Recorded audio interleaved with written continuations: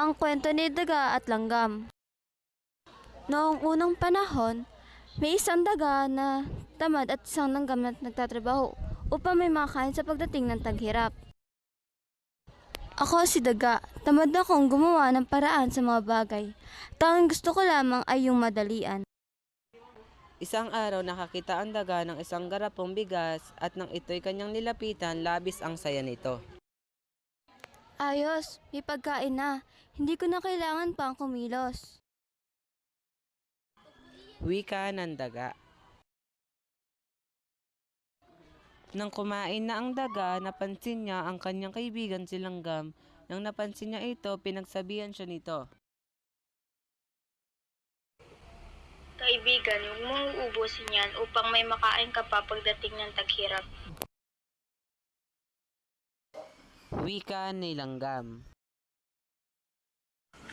Huwag ka mag-alala. Jackpot ako dito. Tiyak na busog ako dito. Wika ni daga. Si Langgam ay abala sa pag-iimpok ng pagkain upang may makain sa panahon ng kahirapan, habang ang ganid ng daga ay abalang ubusin ang laman ng garapon na hindi niya namamalayan na nakukulong na siya sa garapon. Ngunit di niya yun alintana sapagkat siya ay masayang kinakain ang nasa loob ng garapon. Hanggang sa maubos ito at siya ay tuluyang hindi na makaalis sa garapon, umiyak siya at ito ay narinig ni Langgam.